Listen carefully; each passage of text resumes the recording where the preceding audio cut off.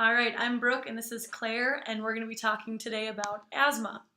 So, Goodman and Fuller defines asthma as a reversible obstructive lung disease characterized by inflammation and increased smooth muscle reaction of the airways to various stimuli. So, asthma is a chronic disease involving the airways in the lungs. These airways, or bronchial tubes, allow air to come in and out of the lungs. So, the airways are the site of inflammatory response consisting of cellular infiltration, epithelial disruption, mucosal edema, and mucus plugging. So the release of inflammatory mediators produces bronchial smooth muscle spasms, vascular congestion, increased vascular permeability, edema formation, production of thick mucus, and impaired mucociliary function. So after the airways constrict from the smooth muscle spasm, mucus plugs the airway, trapping the distal air. So if you have asthma, your airways are always inflamed. They become even more swollen, and the muscles around the airways can tighten when something triggers your symptoms. So this makes it difficult for air to move in and out of the lungs, causing symptoms such as coughing, wheezing, shortness of breath, and or chest tightness. Other signs and symptoms include hacking, tickling in the back of the throat, or coarse and loud breaths, or prolonged the expiratory phase. So it's a chronic condition with common acute exacerbations.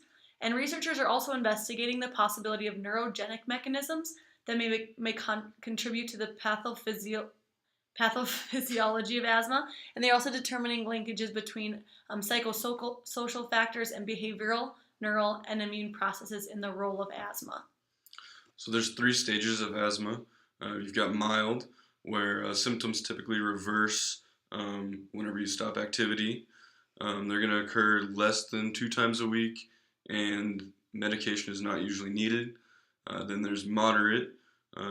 These patients are going to have audible wheezing during an attack, and they will have the use of accessory muscles for respiration, and they're going to have daily but not continual attacks that occur about twice a week, and will usually require like a quick short-acting inhaler, and may need long-term treatment as well. And then there's severe. These patients are going to get like blue lips and fingernails, tachypnea, which is about 30 to 40 breaths per minute, even when they stop activity. And then significantly limited, they're going to be significantly limited in their activities, and will have frequent day and nighttime episodes. So how do you get it? Asthma has definitely got a genetic factor. People with a family history of asthma or allergies have an increased risk of developing asthma. There's environmental factors, exposure to air pollution and other pollutants, such as pesticides, is a factor. Hygiene hypothesis blames lack of exposure to stimulants or overexposure to cleaning agents as a possible cause of asthma. And then other factors that increase your risk are being a member of a large family, early exposure to pets, early infections. Attending daycare may actually protect against allergic sensitization. Adults with asthma are 12 times more likely to develop COPD. It's most often found in urban industrialized settings, in colder climates, and among the urban disadvantaged populations. Types, there's extrinsic asthma, which is immunoglobulin E mediated external allergens, where the T helper cells secrete cytokine, which contribute to inflammation that is mediated by immunoglobulin E. Immunoglobulin E is present on mast cells and other airway cells. And then after repeated exposure with antigens, these cells are going to break down and release toxins, particularly leukotrienes, which cause bronchospasm and hypersecretions.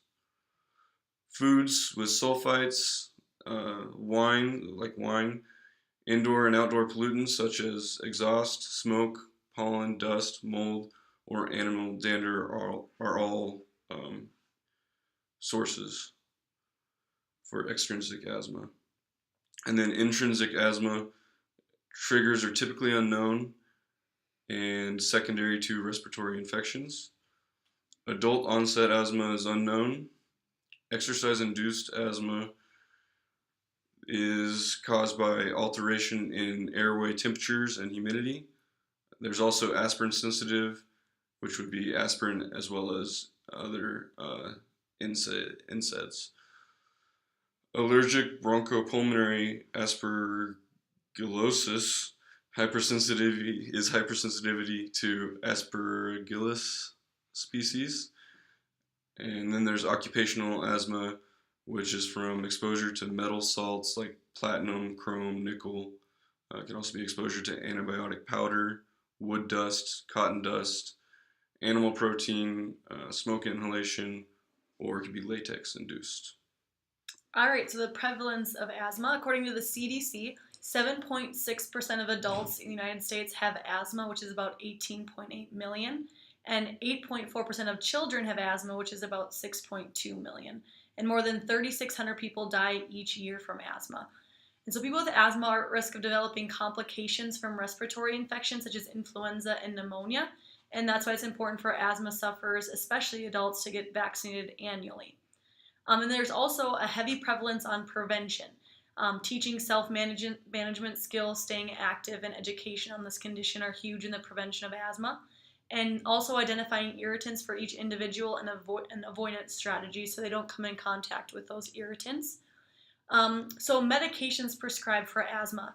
There's no cure, but symptoms can be controlled with effective asthma treatment and management. Some different types of medications include bronchodilators. So these activate the B agonist receptors on smooth muscle cells, relaxing the bronchial muscle and opening the airway.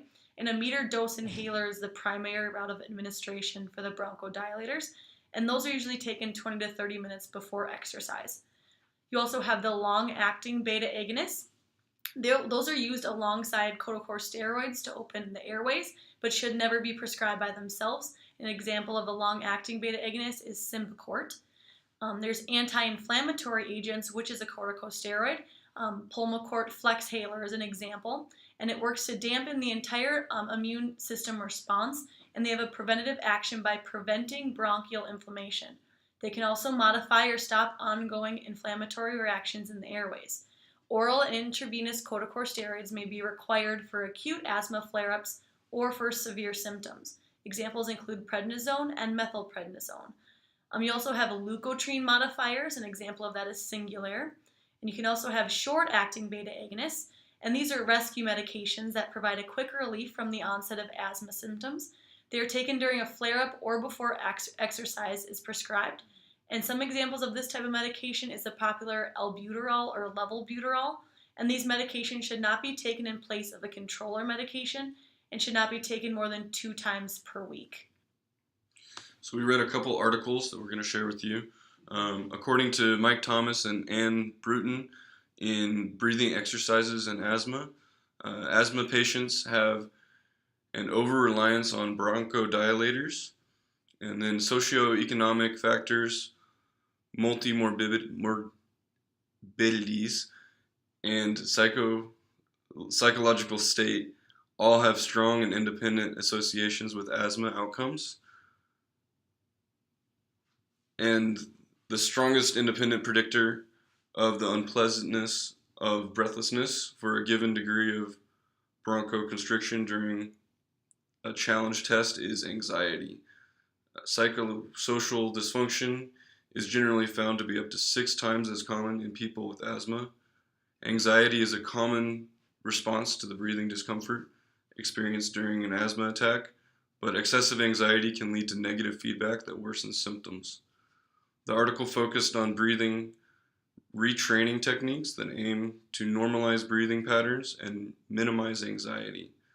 This includes reducing breathing rate and volume, increasing the use of abdominal and lower thoracic muscles, using the nasal route of breathing, and encouraging relaxation. They found these methods to reduce but not eliminate the need for medication and argued breathing exercises should be utilized in addition to medications. All right, so the other article we looked at was an article by Brian Williams et al. Titled Exploring and Explaining Low Participation in Physical Activity Among Children and young people with asthma. Children with asthma are generally less active than their non-asthmatic peers, and reduced participation may be influenced by organizational policies, family illness beliefs and behaviors, healthcare advice, and inaccurate symptom perception and attribution.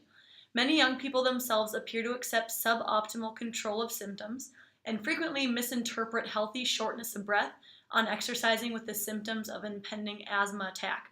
And so physical activity leading to improved fitness should become part of the goal-oriented management strategy by schools, family, healthcare professionals, and individuals. Exercise-induced asthma should be regarded as a marker of poor control and a need to exercise increase fitness rather than an excuse for inactivity. This article is pertinent to us as physical therapists because it insists that exercise is okay with individuals with asthma, and we can encourage our patients to stay active, which could in turn decrease their symptoms.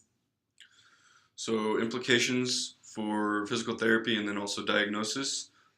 It's important to ensure that the patient has taken medication prior to physical therapy, and ensuring the patient continues to stay active to avoid further health problems. Along with medical and family histories and the results of the doctor's physical examination, the patient may undergo tests to evaluate the breathing and lung function, check for any allergies, and help determine if they have asthma or their symptoms are caused by another disease or disorder like allergies, sinusitis, or gastrointestinal reflux disease. So you can use spirometry, which is done to measure how well the lungs work.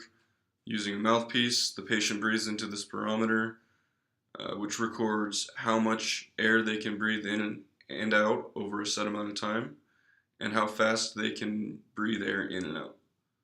And then there's methacholine challenge test, which is done to help confirm or rule out asthma if the spirometry results are unclear. It measures the ability to expel air quickly from the lungs. The patient fully inhales increasing doses of methacholine and airway narrowing agent, then exhales as quickly as possible. At the end of the test, medication is given to reverse the methacholine effects.